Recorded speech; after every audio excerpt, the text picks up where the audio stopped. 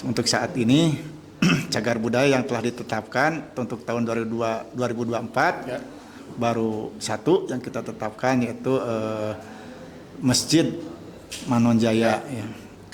Kan sudah lebih dari 50 tahun dan kemudian mempunyai ciri khas gitu ya.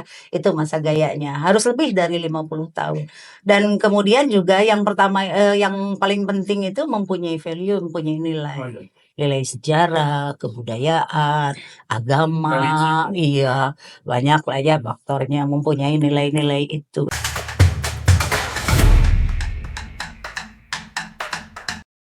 Sampurasun. Rampes.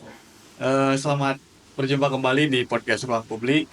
Dalam edisi kali ini, saya mendapat kesempatan yang istimewa karena bisa berbincang mengenai banyak hal berkenaan tentang kebudayaan yang ada di wilayah Kabupaten Tasikmalaya. Karena mengingat Tasikmalaya ini wilayahnya sangat luas dan juga banyak potensi-potensi sebetulnya yang bisa digali terutama dalam wilayah kebudayaan. Maka dari itu penting juga edukasi ke masyarakat disampaikan bahwa terutama untuk cagar budaya ini sangat banyak, dan untuk membahas itu kali ini saya mendapat kesempatan berbincang langsung dengan Kepala Bidang Kebudayaan Dinas Pendidikan dan Kebudayaan Kabupaten Tasikmalaya, Bapak Taufik. Assalamualaikum Pak. Waalaikumsalam. Damang Bapak. Alhamdulillah Kang. Aduh hatur nuhun. Atur nuhun Pak atos tiasa paguneman ya dina waktos ayeuna. Urang paguneman ngeunaan kebudayaan we Bapaknya. Ya. Yang ada di wilayah Kabupaten Tasikmalaya. Tapi sebelumnya menawi perkenalan heula Pak. Mangga. Siap. Hatur nuhun ka Kang Sate abi teh. Cepi Pak. Kang Cepi anu tos ngadampingi simkuring ngahosan. Assalamualaikum warahmatullahi wabarakatuh. Waalaikumsalam. Sata acana simkuring ngahaturkeun nuhun ya. Ka di Subkominfo tos ngulam simkuring khususnya di bidang kebudayaan. Alhamdulillah simkuring di ulam lahnya di percanten ngahaturkeun nuhun tiasa diulam kanggo acara podcast ieu nya gitu tah. Ngaturkeun nuhun ka bidang IKP jadi nya simkuring ngaturkeun nuhun pisan karena emang alhamdulillah kebudayaan dilirik lahnya gitu istilahnya, dilirik untuk tiasa dijantenkeun salah satu materi materi di bidang IKP ieu di Subkominfo khususna. Alhamdulillah ngaturkeun nuhun sakali deui. Sata acana simkuring bade ngauningakeun oge heula sata acana ngenalkeun diri. Simkuring ngetentos diuningakeun ku Pak Cepi, simkuring Wasta Ahmad Taufik, kaleresan simkuring dipercanten di bidang kebudayaan. Alhamdulillah dinten ayeuna simkuring bade ngauningakeun lah istilah salit lah ngauningakeun kegiatan-kegiatan nu aya di bidang kebudayaan.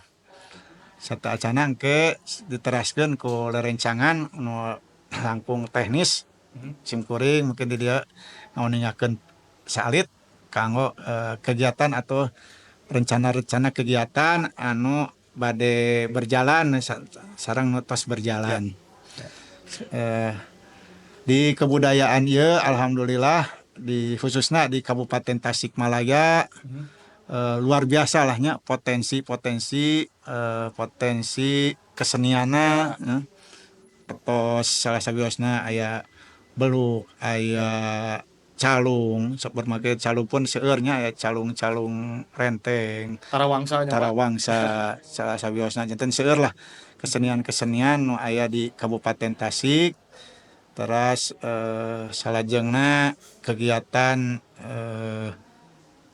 potensi cagar budaya oge seueur anu aya di Kabupaten Tasik.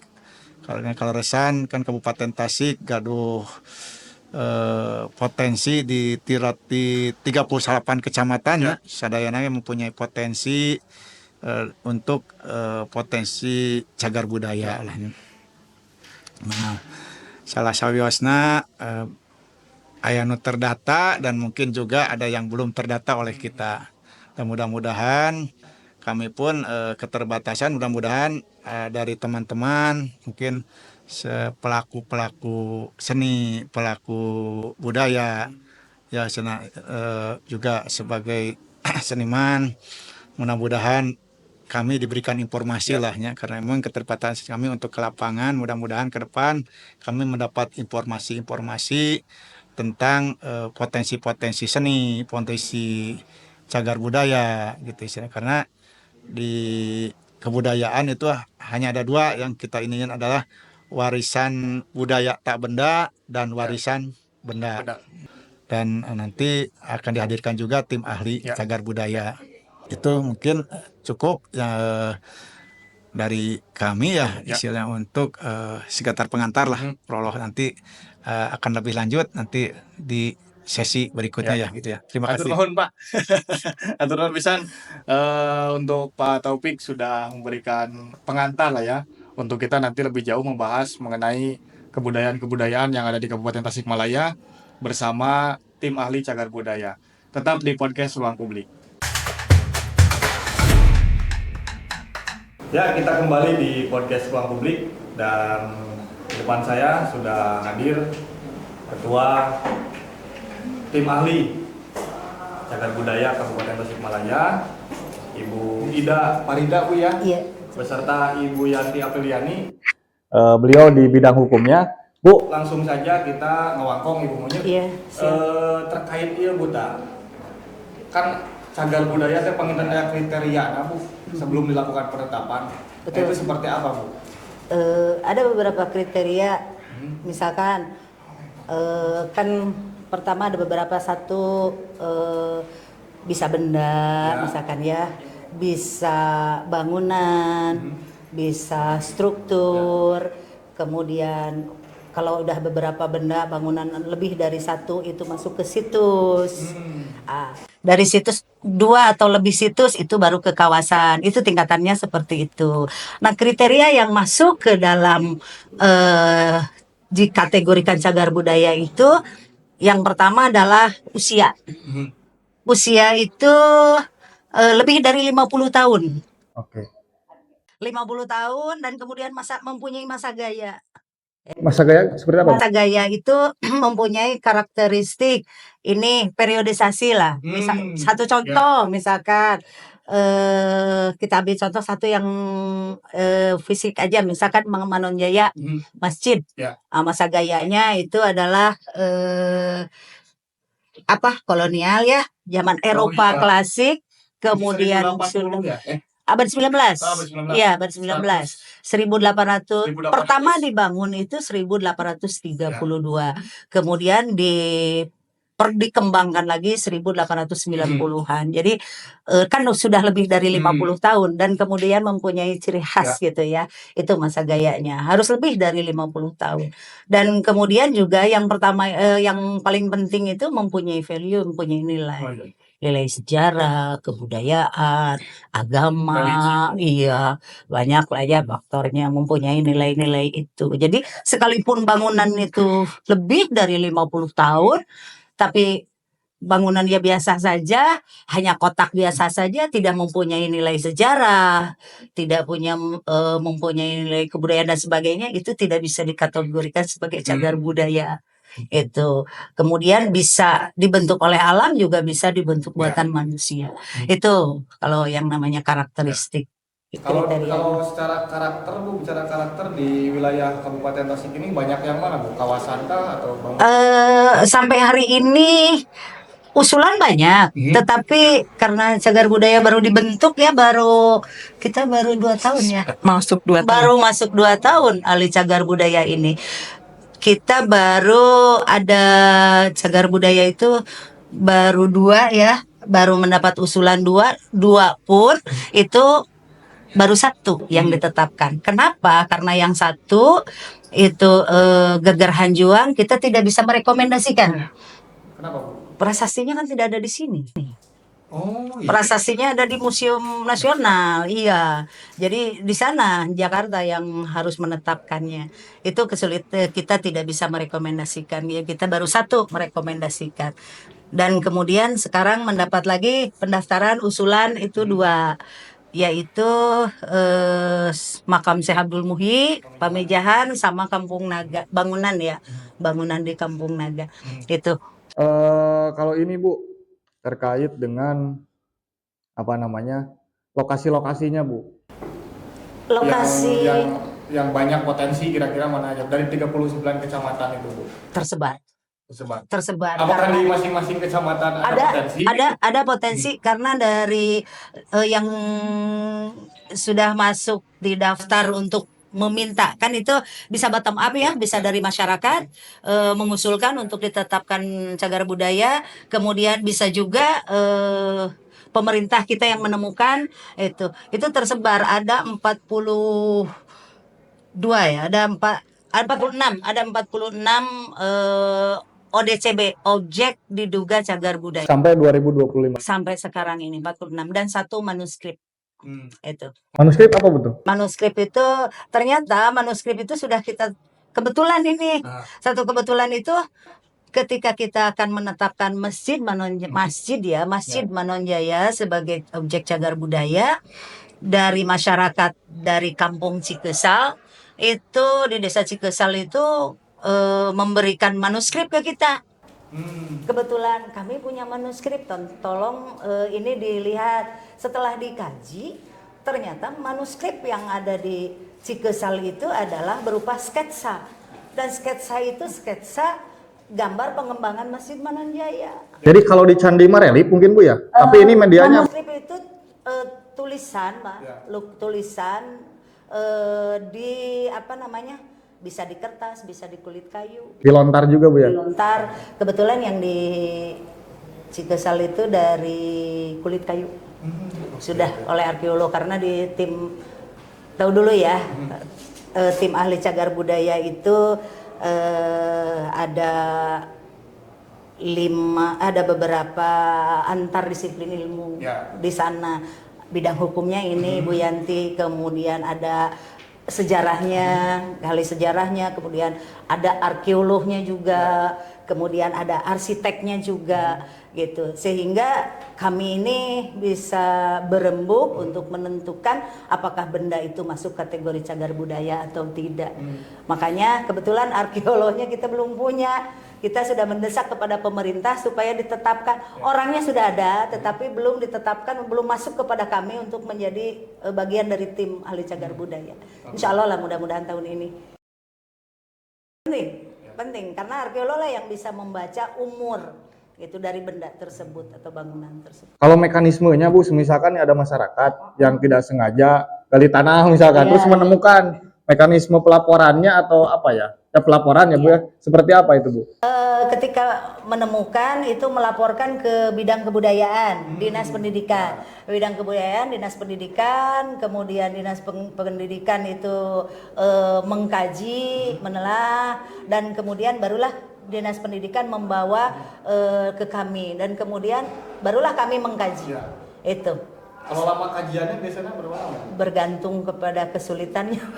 Kalau yang mudah-mudah misalkan Masjid Manonjaya lama juga ya, kita lama juga karena kita juga tidak bisa menentukan sendiri. Kita juga konsultasi dengan yang lebih atas lagi ke tingkat provinsi. Kita juga konsultasi juga. Kemudian kita juga menelaah di bidang sejarahnya, bangunannya dan sebagainya. Lama lah berapa bulan ya? 4 bulan lebih ya, 4 bulan lebih lama lah. Dan beberapa kali dari pihak Dinas Kebudayaan itu beberapa kali mereka melakukan revisi, kemudian kita juga ikut survei ke lokasi gitu. Kalau ini Bu wilayah apa namanya perawatan ya Bu? Iya. Mungkin kan setelah ditetapkan ada perawatan tertentu yang harus dilakukan oleh juru pelihara misalkan, itu seperti apa? Oke. Nah itu ketika kita sudah merekomendasikan sebuah objek cagar budaya, benda bangunan atau struktur itu pemilik kan bisa perorangan ya, bisa itu milik pribadi, bisa seperti rumah misalkan, atau misalkan juga milik desa dan sebagainya. Ketika misalkan milik rumah itu ditetapkan sebagai objek cagar budaya, itu pemerintah itu wajib memberi semacam bantuan pemeliharaan. Karena kalau sudah ditetapkan sebagai cagar budaya itu sekalipun miliknya masih milik sendiri, tetapi tidak bisa sembarangan. Itu kalau ada perbaikan dan sebagainya itu harus betul-betul dilaporkan gitu. Makanya kami itu membuat kriteria bahwa untuk dijadikan objek cagar budaya itu bagaimana objek tersebut bisa bermanfaat. Syukur-syukur bisa bermanfaat untuk bidang pendidikan, kemudian untuk meningkatkan pariwisata gitu kan, sehingga nanti objek tersebut tidak menjadi beban sepenuhnya pemerintah. Oke, kita lempar dulu ke Bu Yanti, Bu. Siap. Ini terkait payung hukumnya gimana sih, Bu? Cagar budaya ini? Kalau untuk payung hukum, alhamdulillah kita sudah mempunyai peraturan Bupati nomor 65 tahun 2023. Nah, sebagai informasi sebetulnya sebelum kita menetapkan Perbub, sudah ada Perda juga. Perdanya itu nomor 1 tahun 2014. Nah, itu jadi secara hukum batasan-batasan mengenai yang tadi disebutkan, semisal bagaimana nih kalau menemukan, bagaimana memelihara, itu sudah terangkum di dalam Perbub tersebut. Alhamdulillah sih kita sudah menetapkan secara aturan dari mulai Perda sampai Perbub, sampai Kepbubnya Kepbub Tim Ahli Cagar Budaya itu sudah ada. Kemudian ini juga Perbub ini memang disusun berdasarkan kebutuhan. Memang kita sangat butuh, mengingat potensi cagar budaya di Kabupaten Tasikmalaya ini sangat tinggi. Sangat tinggi, banyak sekali objek-objek diduga cagar budaya. Kemudian kita juga perlu memahami bahwa cagar budaya itu mengandung nilai-nilai yang tadi disebutkan oleh Ibu Ketua ya, nilai-nilai yang sangat bermanfaat. Kemudian kenapa sampai kita harus ada Perbub? Perbub ini sebagai alat pengatur ketertiban, tentu seperti itu ya, alat pengatur ketertiban, alat kontrol juga. Mungkin sudah tertib, tetapi kan harus terkontrol bagaimana dimulai dari inventarisasi sampai penetapan sampai pengelolaan pemeliharaan seperti itu. Mungkin pernah ingat bahwa kejahatan itu terjadi bukan karena hanya ada niat pelaku kan, tetapi karena ada kesempatan begini. Pemidanaan itu kembali pada Undang-Undang Nomor 11 Tahun 2010 tentang cagar budaya. Memang di Perbub kita tidak memuat sanksi, di Perda kita juga tidak ada sanksi. Kenapa, Bu? Nah, karena memang sanksinya itu sudah diatur di ketentuan undang-undang. Sementara untuk Perda itu ada batasan baik untuk pidana kurungan dan pidana dendanya itu ada batasan, tidak bisa memuat dari lebih apa yang diatur dalam pembentukan peraturan perundang-undangan. Jadi kalau di Undang-Undang Cagar Budaya itu telah diatur sanksi-sanksi secara rigid. Bahkan seseorang yang dengan sengaja tidak melaporkan pun itu bisa diberikan sanksi. Kurang lebih ada sekitar 12 pasal sampai 15 pasal yang mengatur mengenai sanksi. Kemudian perlu diingat pula di sini kan sanksi itu dikenakan terhadap cagar pelanggaran atau kejahatan yang terjadi terhadap cagar budaya. Sementara cagar budaya sendiri kita belum menetapkan banyak gitu. Nah, sebetulnya yang akan menjadi pertanyaan itu, lalu bagaimana jika tindak pidana tersebut terjadi pada objek diduga cagar budaya? Nah, itu gimana, Bu? Nah, sebetulnya itu ada aturannya. Jadi selama pengkajian itu perlakuannya sama dengan cagar budaya. Selama pengkajian. Tetapi di luar itu tentu sudah hal yang berbeda lagi. Jadi perlakuan ODCB itu dipersamakan dengan cagar budaya itu selama pengkajian. Dan proses pengkajian itu adalah tahap di mana tim ahli cagar budaya melakukan pengkajian terhadap objek. Oke Bu, mungkin ada apa ya, semacam potensi-potensi lain nggak Bu yang sekiranya ini bisa jadi unggulan nih selain Masjid Agung Manonjaya misalkan yang dilihat gitu? Itulah kemarin itu unggulan kita tuh 4 ya. Masjid Agung Manonjaya, kemudian Pamijahan, Syekh Abdul Muhyi, karena ada keterkaitan baik secara historis ataupun ketokohan antara Masjid Agung Manonjaya dengan Syekh Abdul Muhyi. Kemudian ketiga adalah Geger Hanjuang, dan kemudian keempat Kampung Naga. Karena Kampung Naga sudah go internasional ya, secara popularitas. Tetapi oleh kabupaten pemerintah kita sendiri belum ditetapkan sebagai cagar budaya.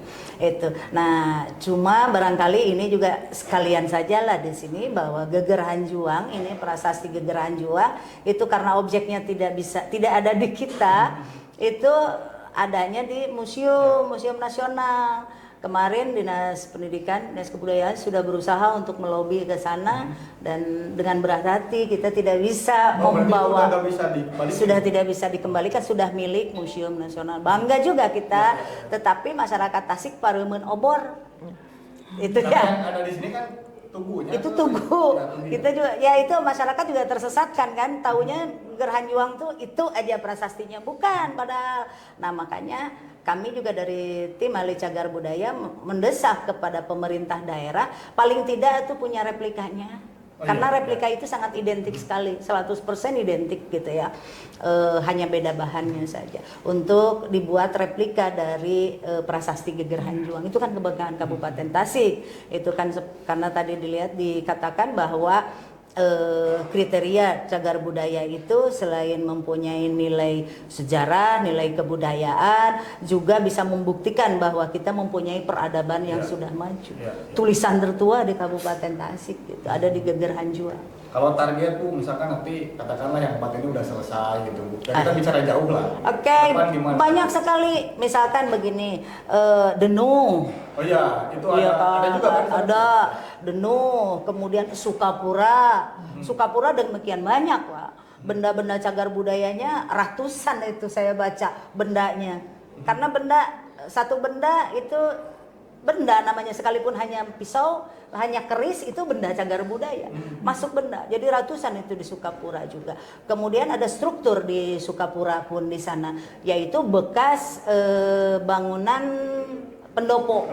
Iya, pendopo lama, sekalipun sudah menjadi struktur karena sudah tidak ada atap. Itu banyak sekali. Hanya kita fokus ke 4 ini dulu, ke yang 4 aja kita 2 tahun ya. 1 tahun paling kita bisa menetapkan 2. Betul itu. Mungkin ada apa ya yang harus anak-anak muda terutama ketahui nggak terkait cagar budaya ini, terutama di wilayah perlindungan. Karena kita kan masih banyak yang menganggap terpenting kenawan zaman baheula. Betul. Itu seperti apa? Begini ya, sebuah bangsa, ya kan, sebuah bangsa kita itu merasa saya ini adalah bangsa yang besar, yang menghargai budaya-budaya leluhurnya. Jadi kita jangan terframe yang skeptis, eta mah zaman prasejarah, eta mah zaman pra Islam. Tidak seperti itu gitu. Kita dilihatnya dari bahwa Tasik itu ternyata mempunyai kebudayaan yang sangat tinggi. Kita harus bangga. Zaman dulu ketika zaman pra-Islam, di prasasti Geger Hanjuang, dengan adanya prasasti Geger Hanjuang, bahwa kita mempunyai kebatarian, gitu kan ya, bahwa ternyata raja-raja Pajajaran ini direstuinya sebagai raja itu di Galunggung, dilantik. Kalau di Eropa itu semacam paus gitu, Vatikan lah di Eropa. Seorang raja zaman dulu itu baru sah dia jadi raja kalau sudah direstui oleh paus, itu kan. Mau raja-raja mana di Eropa, ini dilantikin di situ, nama gitu ya. Itu kita bangga gitu. Ini bahwa kita mempunyai peradaban yang sangat tinggi itu. Oke. Dan termasuk apa lagi betul? Satu, ini perlu disosialisasikan juga, misalkan karena anak-anak sekarang itu masih budaya vandalismenya harus Oh mulai iya, karena saya juga sempat lihat tuh Bu, ada Iya. tapi di daerah lain ya, ada yang sengaja gitu. Iya. Dicoret-coret. misalkan AA lope ai Iya. Iya kan? Oh udah gaya pakai gambar lope gitu ya. Padahal itu adalah di cagar budaya. Kan mereka karena ketidaktahuan. Inilah yang harus disosialisasikan kepada masyarakat. Bu, mungkin ada closing statement Bu dari ibu-ibu ini, silakan. Ibu dulu. Ya, terima kasih kepada Kominfo di sini yang sudah memfasilitasi kami. Mudah-mudahan ya dengan adanya kami datang ke sini itu Kominfo menjadi jembatan bagi kami untuk mempromosikan itu ya, mempromosikan, menindaklanjuti apa yang sudah kami lakukan. Terutama juga memberi edukasi kepada masyarakat itu hal-hal yang sifatnya apalagi melanggar hukum, untuk mari kita sama-sama pelihara itu peninggalan-peninggalan nenek moyang kita sebagai kebanggaan dari masyarakat Sunda, khususnya masyarakat Tasikmalaya, sehingga kita bisa dengan bangga mengakui bahwa itulah peninggalan nenek moyang kita. Ya. Kalau dari saya apa ya, sesuai dengan bidang ilmu saya mungkin ya Bu. Iya. Jadi sesuai dengan bidang ilmu hukum, senang sekali karena di sini Perbub itu kan agar bisa tersampaikan juga, agar bisa tersosialisasikan juga. Kalau dengan sengaja, kadang masyarakat itu kalau dengan sengaja mengunduh, membaca, itu Iya. pusing. Kemudian atau dengan sengaja mendengarkan di paparan narasumber, kadang ngantuk gitu ya. Mudah-mudahan dengan adanya podcast seperti ini bisa lebih dipahami. Kemudian narasinya juga memang sangat simpel kan, bahwa ketika seseorang melanggar ada hukuman. Sudah sampai di situ pun orang pasti sudah paham. Oh iya, takut gitu. Hati-hati, pasti seperti itu. Mudah-mudahan sih ke depannya tidak akan ada indikasi-indikasi pelanggaran seperti itu. Baik, sebenarnya masih banyak yang harus saya tanyakan, dan karena ya banyak lah dilihat dari berbagai sisi, juga berbicara sejarah, budaya itu sangat menarik. Namun karena waktu, mudah-mudahan di lain kesempatan kita bisa berjumpa kembali Bu. Atur nuhun atas kehadirannya, dan kita berjumpa lagi di ruang publik episode berikutnya. Terima kasih. Assalamualaikum warahmatullahi wabarakatuh.